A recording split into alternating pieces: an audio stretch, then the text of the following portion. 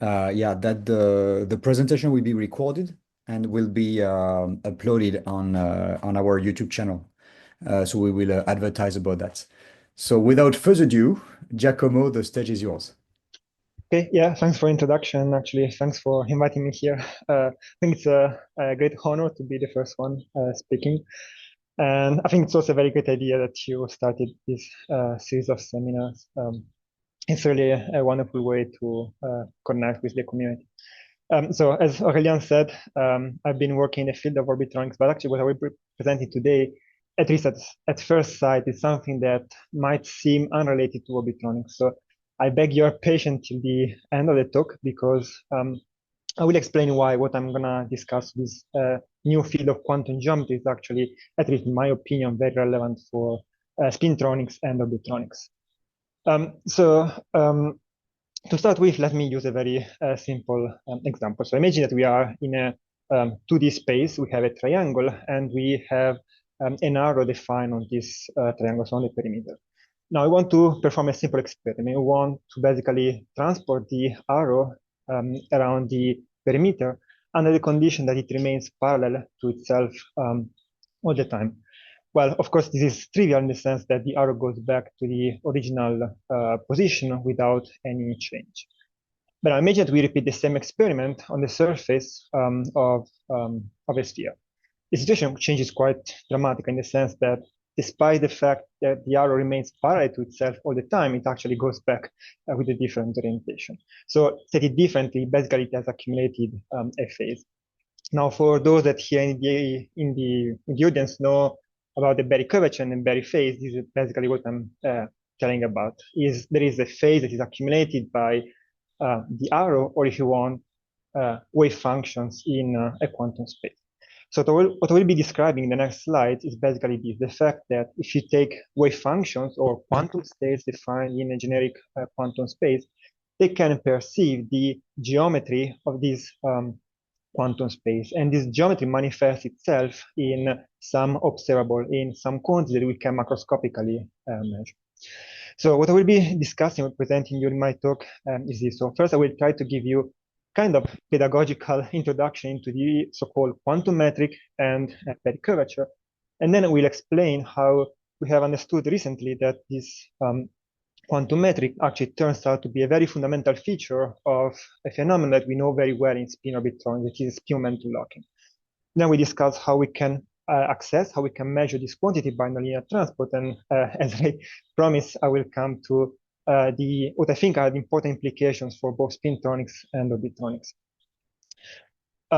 So I think that most of us are familiar with the concept of Berry curvature. So typically we say that it is an effective magnetic field, momentum space, that, for example, drives the anomalous Hall velocity. And in fact, the Berry curvature is something that has been introduced more than 40 years ago, has been associated with many phenomena across condensed matter. So originally, this was associated with the Berry phase, has been used to classify topological states of matter, has been associated with different flavors, the Hall effect from anomal, quantum, spin, etc. And since we are in the context of orbitronics, we also know that the orbital magnetization, at least in part, is basically a one-to-one correspondence with the Berry curvature. It turns out, though, that this Berry curvature is actually just the imaginary part of a tensor that also has a real part. So there is what I call a sibling of the Berry curvature, this blue quantity here that is known as quantum metric or quantum metric tensor. And the two of them together form the so-called quantum geometric tensor. So for some reasons, we have been forgetting about this object here. We have just been focusing on the Berry curvature in the last 20 or more years. And it's also surprising because, at least in 2 dimensions, you can demonstrate that the quantum metric is lower bounded by the Berry curvature. This implies that basically most systems all systems where the Berry curvature is present also must have a quantum metric. So what I want to do now in the next couple of slides is to give you an idea where these objects come from, what their meaning is. And just as a disclaimer, so I'm an experimentalist, I will give you a very like layperson introduction. Don't expect me to be too rigorous in that sense. But well, so let's imagine we have a very simple system. So this is what I call a two-level system. It's a spin, or if you want a pseudo spin coupled to some kind of effective magnetic field H that depends on some parameter K. So we can imagine, for example, two bands that come together, come close at the gamma point in the Brillouin zone and hybridize. Now, this very simple physical system, but what I'm interested in is not just the energy, rather it's the wave function. So since this is so the sigma is representing the spin, the wave function is a spin, and to define it, I need four numbers: alpha, beta, gamma, and delta. Now we know that in quantum mechanics, two states that differ by a phase are actually the same state. So this means that I can set, say, delta equal to this. So I can arbitrarily choose one of these numbers to set the phase of my wave function. This is a degree of freedom that I have. On top of this, we also know that quantum mechanics prescribes the wave function to be normalized. So this means that the sum of alpha square, beta square, gamma square must be equal to 1. So this is very easy. But now maybe you can recognize that this equation here is nothing but the equation of a sphere. So what I'm saying is that for a two-level system, the state of this two-level system is represented by a point on the surface of a sphere. And for those who know, this is actually the so-called block sphere. Of course, for a multidimensional system, this would be a multidimensional sphere. But so said differently, what I'm saying is that while typically we use to represent quantum states as points in the Brillouin zone, if we're discussing, for example, electrons in solids, in fact, we can associate also them to points on the surface of a multidimensional sphere. So if you accept this representation, then you can start asking yourself questions because, well, if you take 2 points, so two wave functions defined at two momenta, k1 and k2, you can calculate, well, the distance between these 2 points, the infinitesimal areas that they define. Or you can look at study how the tangent plane moves when you go from one point to the other. So these are very natural geometrical concepts that we inherit from differential geometry. But in quantum mechanics, these objects have very well-defined name. And in fact, the area is the Berry curvature, in the sense that the Berry curvature tells you the infinitesimal area that is defined by these two points, or these two quantum states on the surface of this sphere. The distance between them is measured by a so-called quantum metric. And let me also just mention this additional object that I just flashed here. It is also known as geometric connection that tells you something about this transport of parallel planes. So this quantum metric and Berry curvature, and then we include geometric connection, are the fundamental features of what we call quantum geometry. And they really measure the geometry in the sense of distances, areas, etc., of quantum spaces. And for two-dimensional system, as I said, this is really a sphere. For a multidimensional system, it's a more complex space. For such a two-dimensional system, we can also work out quite a simple expression for the quantum metric and Berry curvature. And so they will become handy in a couple of minutes. Let me also just highlight the fact that this expression that you see here for the Berry curvature is nothing but the skyrmion number if you work in skyrmion systems. So this is the Berry curvature defined momentum space, but if you're working with skyrmion, this is exactly the expression for the real space Berry curvature, in case you have studied back in the days skyrmions. So as I said, the Berry curvature is somehow related to areas. In which sense instead is the quantum metric related to distance? Well, imagine you have two wave functions. Let's call them psi1 and psi2. And we want to quantify the distance, or if you want the similarity between wave functions. So a very intuitive way is to proceed in the following way. We say that if the two wave functions are identical, their distance is 0. If the wave functions are orthogonal, so maximally different, their distance is 1. So this is really a very natural way to define distances or similarities between wave functions. Now, in infinitesimal form, so if we take wave functions that differ by a small displacement of momentum k, so we go from k to k plus delta k, we say that the square infinitesimal distance is 1 minus the square modulus of the inner product. So basically, this is, if you want, Euclidean distance applied to quantum mechanics. And it turns out that this quantity is precisely quantum metric multiplied by an infinitesimal increment, dKa, dKb. So we can really say that the quantum metric measures distances in this sense between wave functions in quantum space. Now, maybe you're wondering why I am telling you all of this. Well, the thing is, let me skip this slide.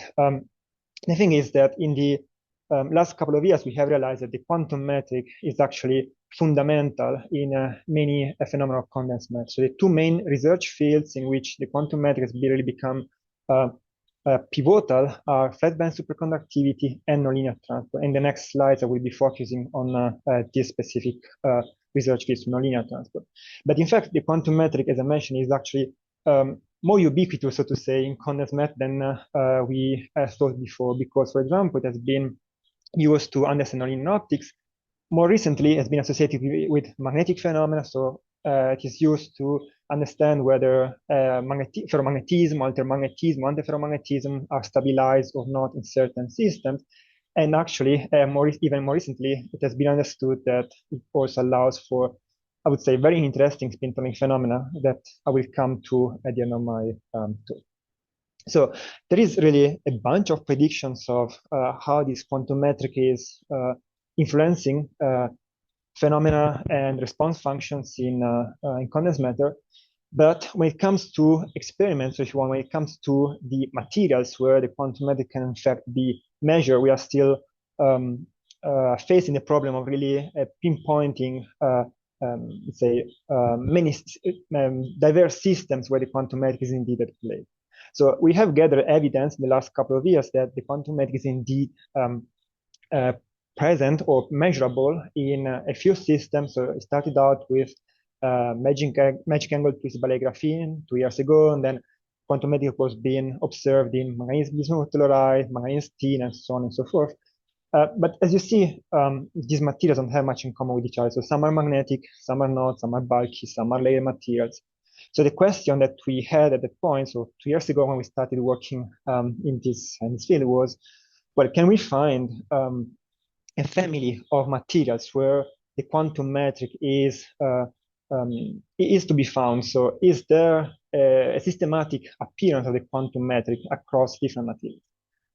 And well, now you can guess that the answer is yes, because what we have understood is that basically spew-momentum locking, so spew-momentum lock bands allow for the quantum metric, or more precisely, the quantum metric is an intrinsic feature of spew-momentum lock systems. And since spew-momentum locking, as I will be describing in a second, is a very common phenomenon in condensed matter, it also implies that the quantum metric is much more widespread, or almost ubiquitous than we thought just a couple of years ago. So I will try to convince you that indeed the quantum metric emerges or stems naturally from experimental locking. So I will show you a couple of predictions, then I will move on to the actual experiments that we did to prove this. So we'll focus on a specific type of experimental lock, which is the Rashba type experimental locking, one that I think most of us are familiar with. So the one that couples essentially the spin to the momentum in a linear fashion. And we know that if you start from a parabolic band, the result is to split the band into two subbands, an inner band and the outer band with opposite spin chirality. As I said, this is something that, so the phenomenon is something that we find across many systems, from metals to oxides, from topological insulators to semiconductors. In this sense, I was saying that if we can demonstrate that the quantum metric is present naturally in this spew-momentum locking, then it also implies that it is also to be found across many different materials. So why is the quantum metric emerging from these bands? It can be understood in a very simple way. So if you consider this Hamiltonian, you can rewrite it exactly as a two-level system. So there is basically just an identity, so an energy offset, plus the two-level system I was describing a couple of slides ago. So this means that the formula for the quantum metric that was also mentioning quickly before can be directly applied to the Rashba band, in the sense that this effective field H is nothing but the term that you see here, so the standard spinoric couple. So this is one way to understand it. I think there is a more intuitive way, which is the following. So since it is a two-level system, this is a spin system, we can write the eigenstates as a spinor. So this is something that you can work out yourself, starting from the Hamiltonian of Rashba band. So this is representing a state on, for example, the Fermi contour, the outer or the inner band. Now imagine that we sit ourselves somewhere, say here, and then we move slightly to the right. What the spin is doing, just because it's spew-momentum locking, is to turn, for example, downward in that sense, right? And it is captured by this dependence on kx and ky of the wave function. But remember what I told you about the quantum metric. Quantum metric measures how the wave function changes when you make a small displacement in k space. So I sit here, I move slightly to the right. So for example, I go from kx 0 to kx some value, where the wave function will change as you see here. Or if you want, the spin is rotating. And this implies, as trivial as it can sound, that the quantum metric must be finite because it's precisely measuring how much the wave function changes when you make a displacement. And so you can immediately find from this that the quantum metric is indeed non-zero. And what you see here are the diagonal components of this quantum metric tensor. So these xx, yy, you can also compute the off-diagonal components. And we find that the quantum metric is maximum in correspondence at the degeneracy point with two bands, and then decreases in a kind of a dipolar fashion away from this point. Now, for a reason that will become clear in a minute, we are also interested in looking what happens when we apply a magnetic field. Or if you want, this is a spin system. Let's see what happens when we indeed apply fields. In particular, we apply the field in a sample plane. So what happens that because the field couples the spin, so it's soft, and so it perturbs experimental locking, it perturbs also or deforms the bands and causes a shift of the quantum metric in momentum space. Now, the reason why we are applying a field is related to the way we probe, and now we'll come in a second to experiment, the way we probe the quantum metric. And the way we use is, or say the technique, the approach that we rely on is nonlinear transport. Because, if you take a metal, typically you say that, well, if you apply current, the voltage that you measure is resistance times current. It's just Ohm's law. The infinitesimal form looks or reads like current density equals conductivity times the electric field.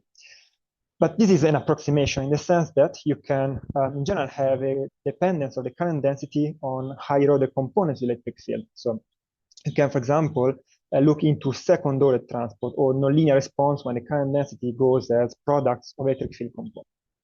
And the story is the following. So if you look into first order, so if you look into this quantity, you retrieve what we typically know. So you have a linear conductivity that is driven by standard band velocity and the Berry curvature. This, for example, what drives the anomalous Hall effect in ferromagnets. Now, if you move on to second order, you will find here, so you have three components. One of these terms is precisely the quantum metric, or actually for the experts, is the band energy normalized quantum metric, and then we take the derivatives of this quantity. So the bottom line is, if you measure nonlinear response, you can possibly be probing a quantum metric if it is there. There are additional components here, as I said. So the one that you see here, I just mentioned it, is known as a Berry curvature dipole, and the one that is up here is basically higher order band velocity. What I want to emphasize is that this component, this contribution, change different or scale different with scattering time tau. So while these two terms vary with tau, the quantum metric provides an intrinsic contribution. So it's something you can calculate from first principles, directly from the band structure of your material. Now, this quantity is zero unless you break both time and inversion symmetry. And breaking time and reversal symmetry in a magnetic system means applying magnetic fields. And that's why in the previous slides I was saying, okay, let's look at what happens when we apply magnetic fields. We apply magnetic fields to break time and reversal symmetry and basically activate this quantity. And what we predict is that for Rashba bands or for experimental lock systems, at zero field, the quantum metric doesn't drive any nonlinear conductivity, but as soon as we apply magnetic field, we find this strongly non-monotonic nonlinear response as a function of field. And also, we find a very simple rule in the sense that the nonlinear conductivity is maximum when the field is orthogonal to the current, whereas it is zero when they are parallel. So basically now we have a full set of predictions where we can find possibly quantum metrics of experimental lock bands and how it can be proved by nonlinear transport in this system. So this is what we, in fact, did. We consider, now I will describe two different, let's call them scientific cases, or if you want, two different materials to measure these quantum metrics. So the first one that I will be describing is a so-called STO, a layer system, or more precisely, strontium-titanate lanthanum aluminum oxide interface. So this is a very well-known system in the oxide community. It's a kind of a workhorse of oxide electronics because basically it's made of two insulators, two perovskites, but when you grow one on top of the other, typically by passless deposition, induce a so-called two-dimensional electron-gas interface. So you have a 2-tag confined on a nanometer scale. This is a kind of a magic system because it becomes superconducting below 200, 300 millikelvin. It lives on the verge of electricity and magnetism, but what is important for us today is that it is a prototypical example of Rajba system. In fact, people have studied this quite intensely in the past. So for example, you see here some band structure calculation that I took from this reference from Annika Jonsson, who I think will be the next speaker in this series of seminars. And you see that indeed in the low energy model, we have just a couple of bands that are in the low energy region, prototypical examples of Rajba bands. And what you see here in the first line is the spin component, so the standard traditional spin Rajba. And what you see in the bottom row is instead the orbital component.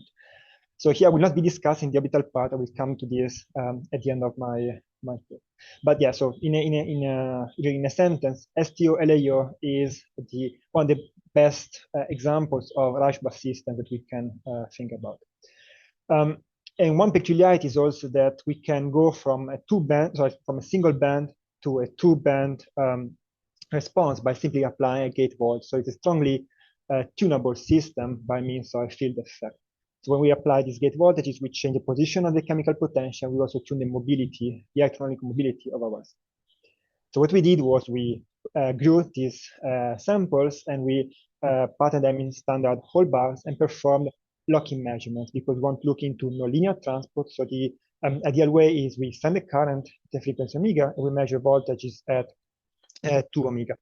For people that have been measuring or still measuring spin orbit torques by harmonical measurement, this is basically the same type of machinery. We send a kind of frequency omega, we measure responses at multiples of this frequency. And we do this while applying magnetic fields and applying gate voltages. The only difference with respect to harmonical voltage is that this system is non-magnetic, so there is no ferromagnet here. Okay, so let me show you what we measure. So first we apply the magnetic field perpendicular to the current. And again, we apply a current and frequency of omega, which in our case is 10, 20, or say 100 Hertz. We measure voltage at quite the frequency. And this is the response that we observe. So what you see here is the second harmonic voltage normalized to the current. This gives the second harmonic resistance as a function of the magnetic field applied in the sample plane.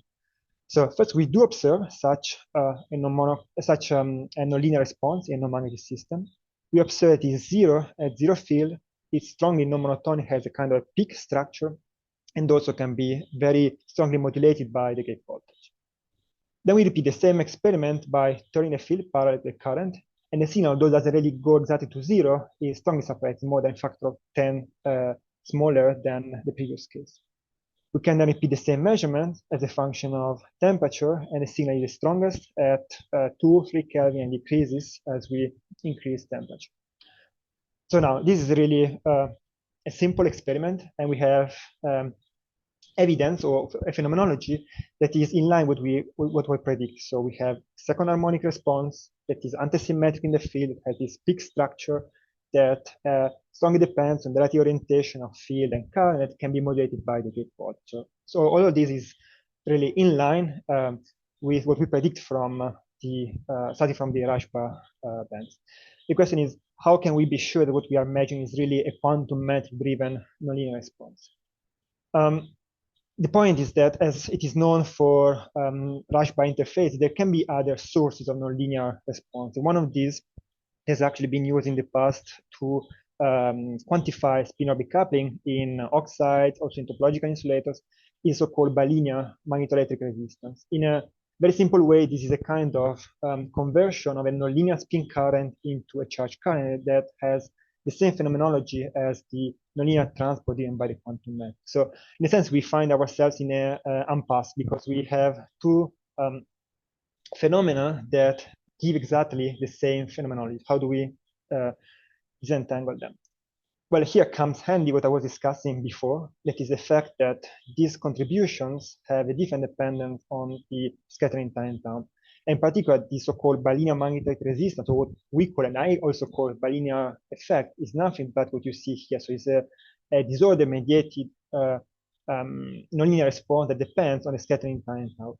So what we have to do to disentangle these contributions is to study how they scale with tau, or actually with the mobility mu of our system, what we measure from ordinary Hall effect measurement. So basically what we do is we take our data, we calculate nonlinear conductivity, and we plot it versus the mobility of our system, actually the square of the mobility of our system.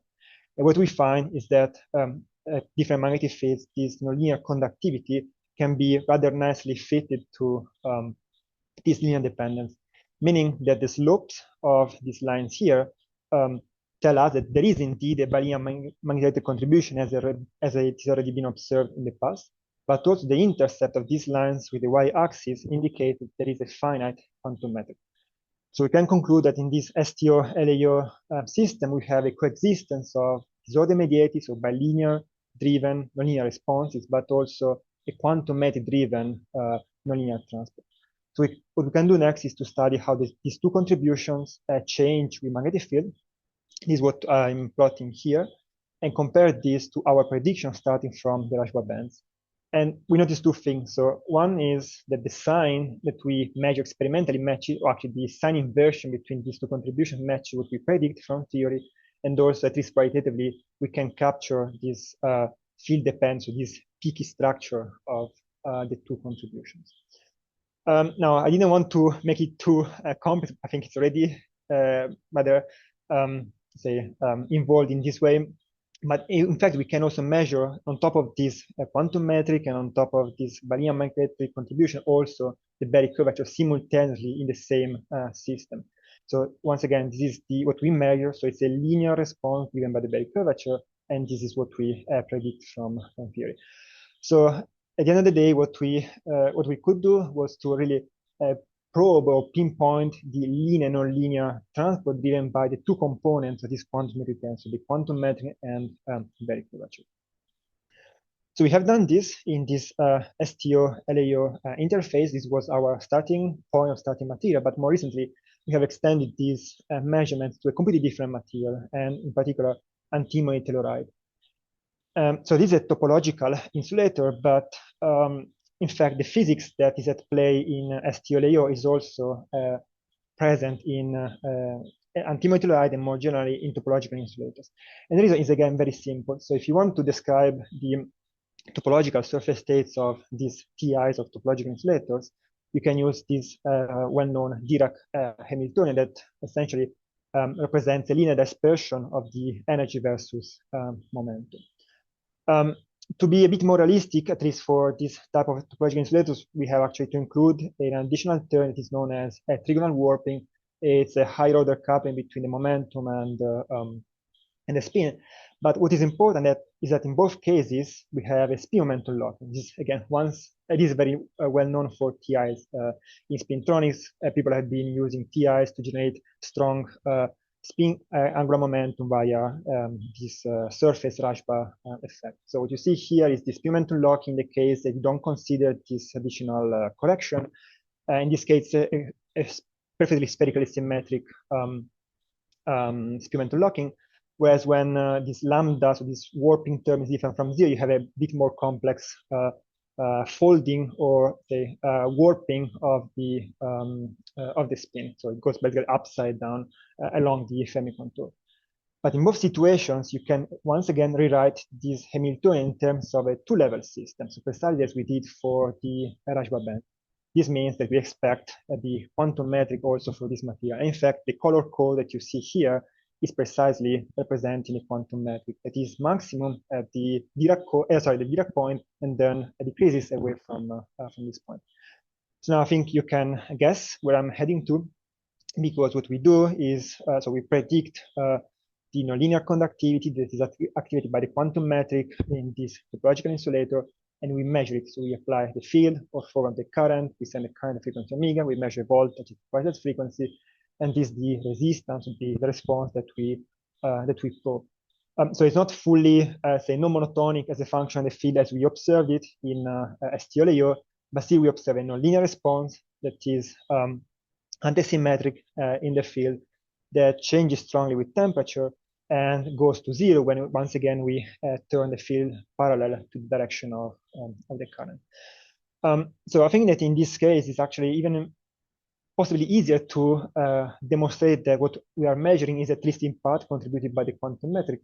As the reason is the following. So if you calculate once again the nonlinear conductivity from the measurement that I just showed, and you plot it versus temperature, what you observe is that all these signals essentially pop up when you decrease temperature below 150 Kelvin. The signal increases and increases as you lower temperature, but then below 30, 40 Kelvin, it starts to saturate. And what you see on the right here is really just a zoom in graph, which shows that indeed the contribution below, sorry, the nonlinear conductivity below 20 Kelvin is really constant. We believe that this constant, so this saturation, this independence of temperature, is an indication that what we are measuring is, at least below 20 Kelvin, is driven by the quantum metric. And the reason can be traced back to what I was discussing before. So the fact that you have multiple contributions, these depend on temperature by the scattering time tau in different ways. The only contribution that is tau independent, and so also virtually temperature independent, is the one you see here, so it's the quantum metric.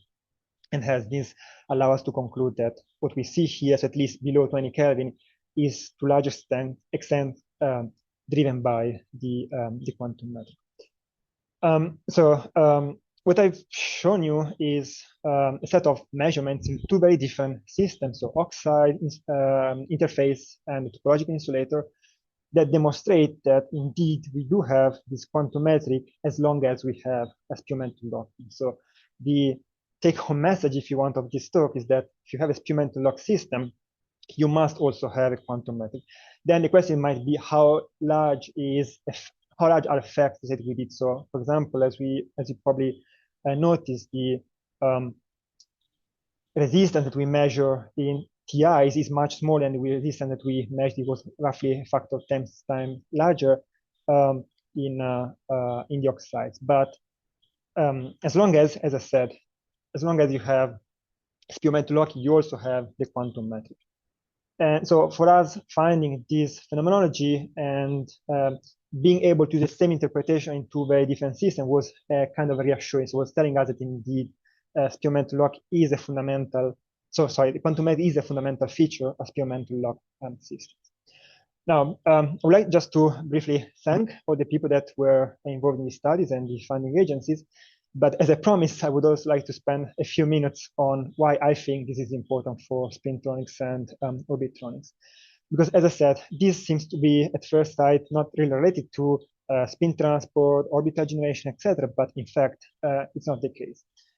And the reason is, what I've been telling you is what I call a story of spins, right? So I said, we take Rashba bands, for example, the quantum metric emerges naturally from this experimental locking.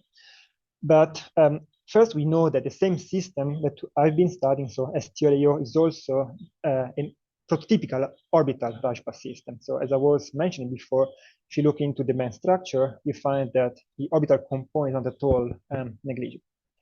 So this is one point to consider. Second point is, we know, talking about orbitronics, we know that orbital textures, so orbital variation, the orbital curve in momentum space is as the source of the orbital Hall effect. But, well, if you look at the orbital texture as an orbital variation, sorry, as a variation of the orbital character wave function of the different, as a variation of the wave function as you move in K space, this is basically the definition of quantum metric. So what I think, and I would like to propose here, is that there should be a quantum metric that is completely of orbital origin. So we can, in principle, forget about the spin part and just derive a quantum metric from the orbital component. And because of what I've been saying in the last two slides, I think that there should be a tight relationship between the quantum metric and the orbital Hall effect, just because then, in a sense, they emerge from the same quantity, the variation of the orbital character of the wave function in K space. Now, this is, of course, just a hypothesis that I would be very happy to discuss with anyone here in the audience. So this one point to consider possibly that there is an orbital-driven quantum metric, but apart from a fundamental, say, reason for investigating this, I think there is a practical one. The reason is I'm sorry, I was forgetting one point. I wanted to mention that in fact there have been already few works in the past that have in a sense touched upon the connection between orbital physics and quantum geometry, specifically quantum mechanics. So back in the days, I found three publications discuss the fact that there is a contribution to the orbital susceptibility that is driven by the quantum method. And more recently, there has been some work towards the direction of deriving quantum mechanics from the orbital manifold, so from the different orbitals in the STO layer. What I was saying is that there is, on top of the fundamental motivation for studying orbital-driven quantum geometry, there is in fact a practical one, which is the following. So in the last couple of years, there has been quite some advancement or progress in the understanding spin generation, so spin Hall effect, Edelstein effect, etc., in terms of quantum geometry. What I'm showing here is a snapshot taken from the first reference that you see here from this PRL paper that managed to rationalize all linear and nonlinear spin generation phenomena in terms of this quantum geometry. So for say those that have been measuring, have been studying spin Hall effect and Rashba-Edelstein effect, that's what you see here. So this spin-Berry curvature is what we typically call a spin Hall effect. The Zeeman-Berry curvature that you see here is what we typically call Rashba-Edelstein effect. But it turns out that on top of this, there are many other contributions in the linear and nonlinear response regime that can be really rationalized in terms of the so-called spin quantum metric, spin-Berry curvature, Zeeman-Berry curvature, and Zeeman quantum metric. And you find more insight or explication, explication in these different publications. So basically, if you introduce the concept of quantum metric and Berry curvature in the spin space, so you go from momentum space to spin space, is what people do in these references. You can rationalize all the spin generation, linear and nonlinear mechanism that we know in terms of this quantum geometry. So then the question is, well, can we probe these many different linear and nonlinear phenomena? Can we associate them to a quantum geometry? And is there an orbital part that we are still missing? Right, so these are the questions that we are now starting to address that I find particularly motivating and fascinating. And as I said, I would be very happy to discuss with anyone here in the audience also later about theoretical and experimental approaches. So with this, I would like to conclude. I thank you for your attention, and I just would like to use the last 20 seconds to advertise the European Magnetism Association. So you might know what this is. So this is a European association that promotes research on magnetism in Europe. And it has recently opened registration, so you can become member upon paying a very small fee, but you decide how much you want to pay, and this way you can support the flagship actions of AMA that you find listed here also on the website. And yeah, thank you for your attention. Thank you very much for the great presentation, extremely pedagogical, a lot of fascinating ideas, and I really appreciate the perspective you offer at the end. Yeah, we have a question, Manu. Yeah, actually, I was trying to clap and I used the wrong icon, but I have a lot of questions. So thank you very much, Aurélien. Thank you very much for this really very interesting and pedagogical talk, and also thank you for mentioning Emma. I think it deserves to have more publicity. It's a fantastic association, and the school on magnetism they organize every year is particularly appreciated by the students. So I'm sorry I missed the very beginning of your talk. So this is on LAOSTU 111. Am I right? Yes. Yeah, right. So actually, I didn't mention it. So the measurement that we did, or at least the one that I showed, let me just go back quickly. These measurements here, for example, we have done, we have performed these measurements in 111 for the reason that in 111 you can measure simultaneously the quantum metric and the Berry curvature. But actually, we have measured the same quantum metric also in 001. I don't have the data here, but the same nonlinear response, same non-monotonic dependence can be observed in 001 and can be attributed to quantum metric.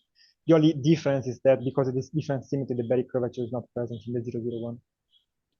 But do you also see the big non-monotonic behavior in when you measure the nonlinear response?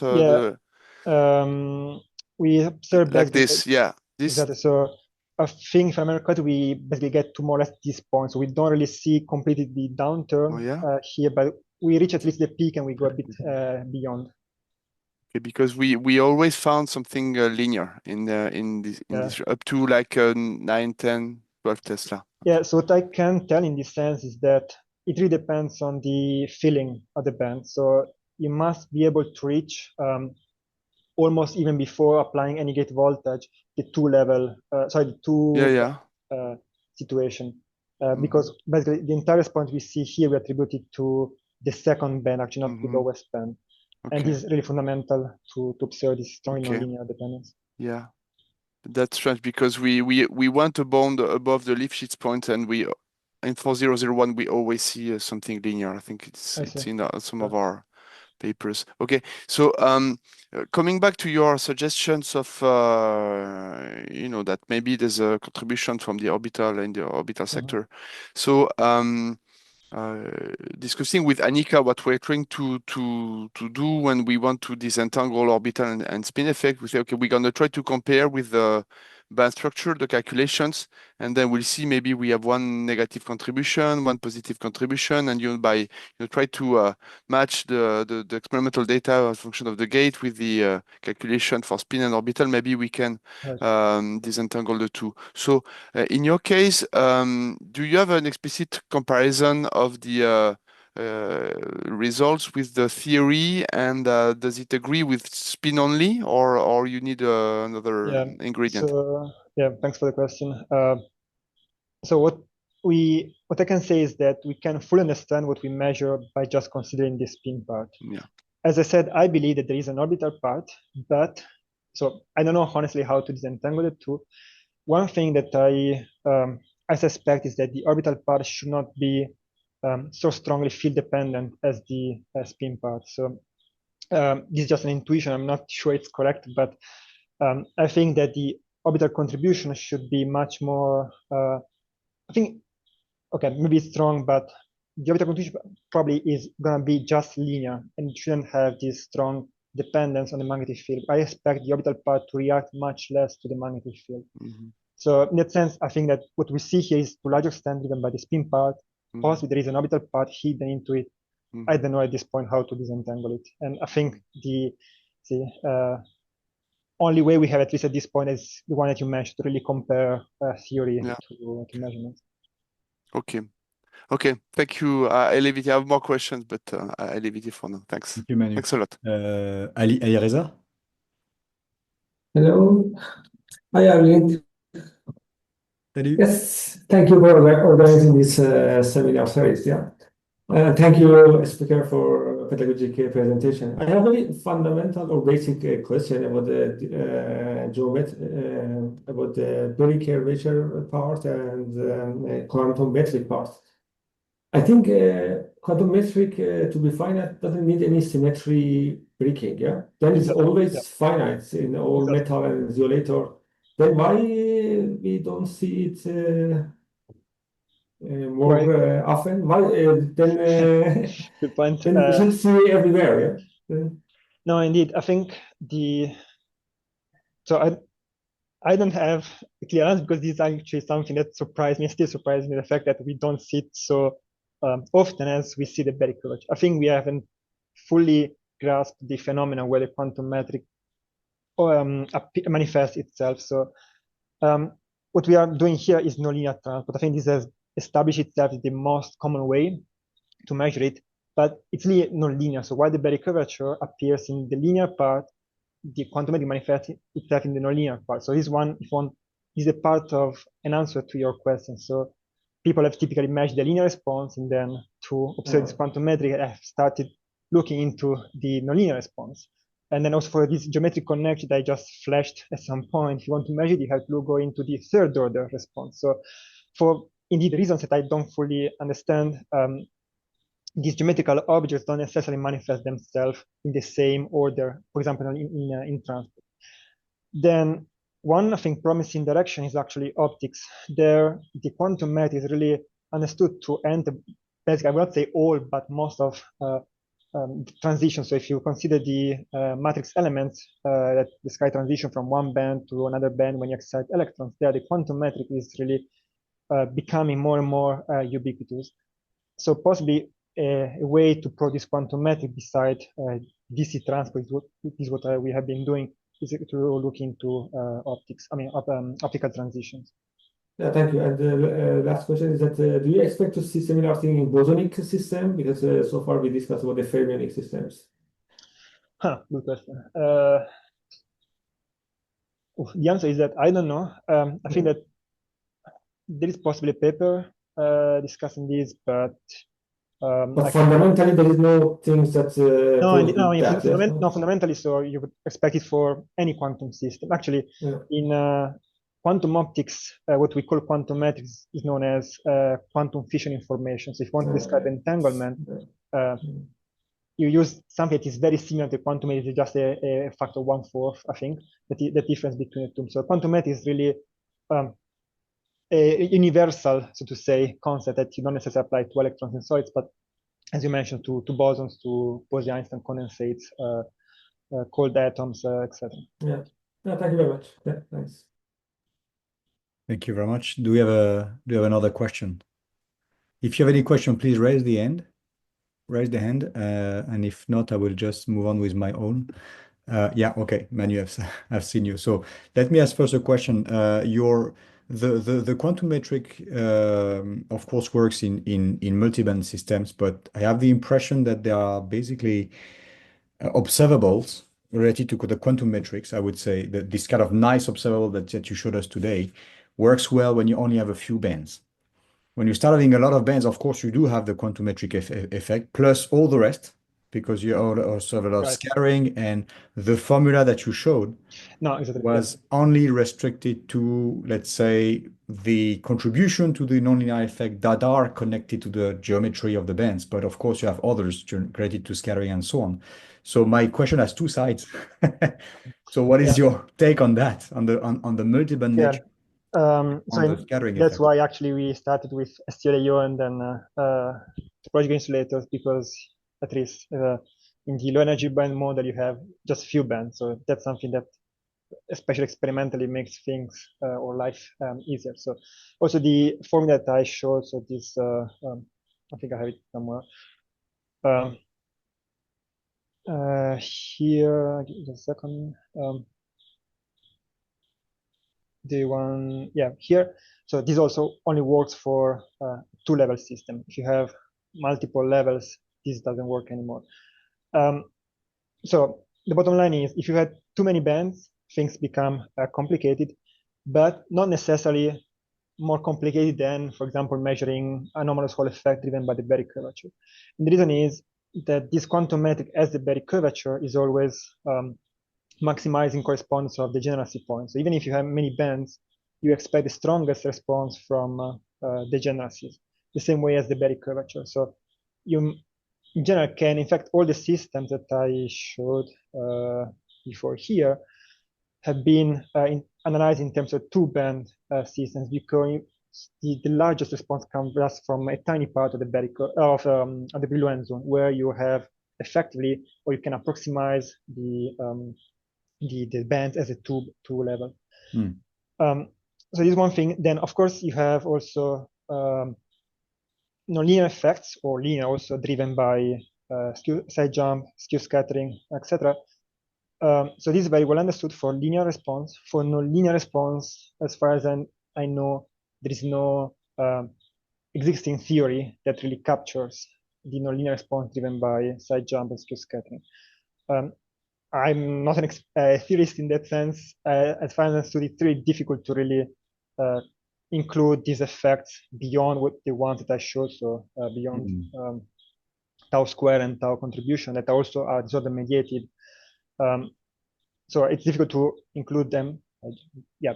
So beyond these two terms here, but that are in any case based on Boltzmann transport at higher order, it's difficult to include side jump and skew scattering in the nonlinear part.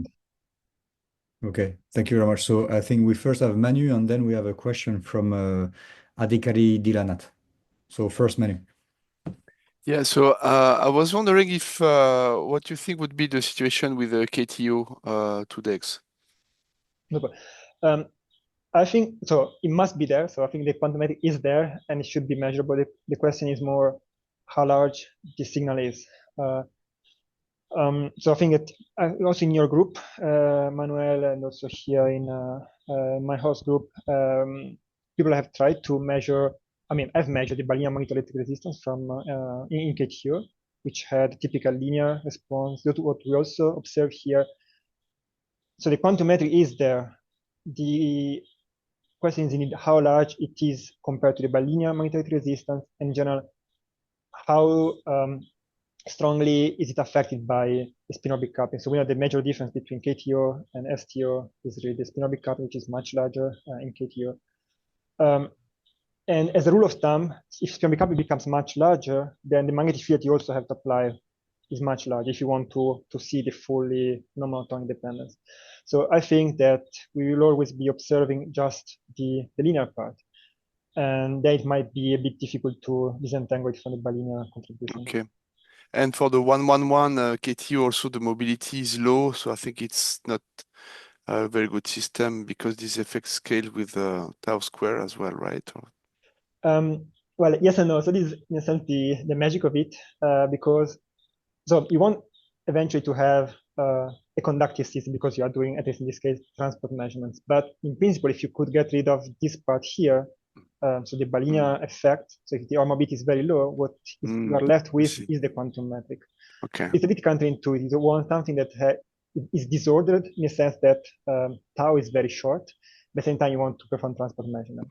So it mustn't be an insulator nor a very disordered system. Okay. Okay. Thanks. Very interesting. I think we should talk more about this at some point with Andrea. Okay. Thanks. Thank you. Adhikari Dilanat. Thank you.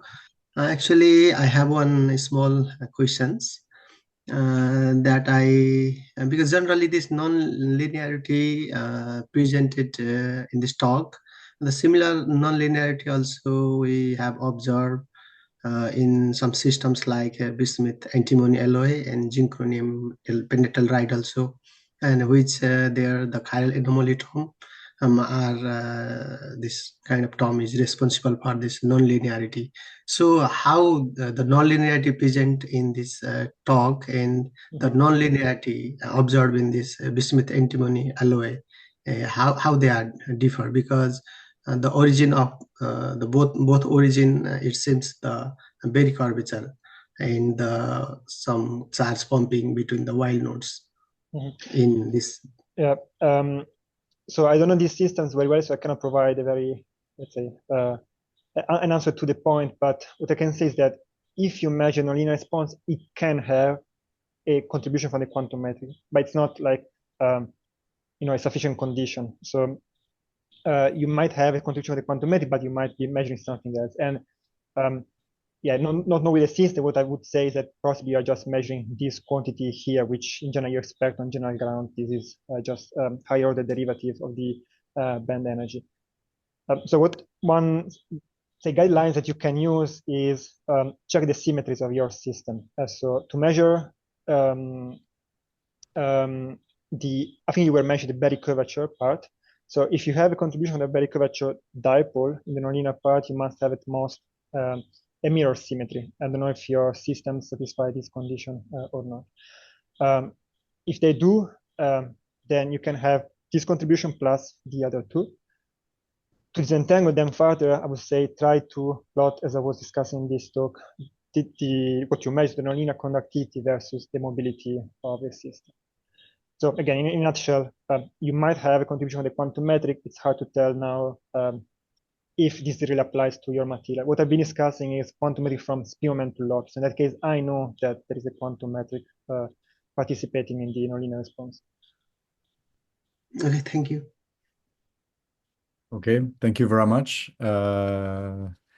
If we don't have further questions, I would like to thank Giacomo again Thank you so much for your very, very nice, again, a very pedagogical presentation. Thank you for So as I invitation. mentioned, the seminar has been recorded, so it will be on the YouTube channel of the OBELIX project. And the next seminar will be, so I will advertise about it soon, and it will be given by Annika Johansson on actually partly on this kind of system, in fact. So again, Giacomo, thank you so much. Thank you all. Really appreciate it. You really made my day, frankly. Thank you. No, thank you for Wonderful organizing ideas. this seminar. So Okay. thank you, everybody, and Bye. we see you soon. Have a nice day. Bye. Have a great day. Bye-bye. Thanks.